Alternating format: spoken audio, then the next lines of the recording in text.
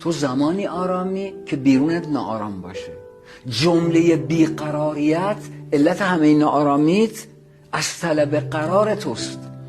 علت همه ناآرامیت اینه که دنبال آرامش میگردی، پیش پیش او، اینجا اونجا، بیرون از خودمون. آره بیرون از خودت.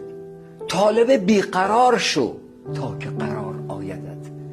برو تو دل ناآرامی تا آرامش بیاد برات. برو تو دل ترس تا آرامش بیاد برات. برو تو دل اضطراب تا آرامش بیاد برات. بعد دیدم که اول تولدم منو گذاشت تو گهواره.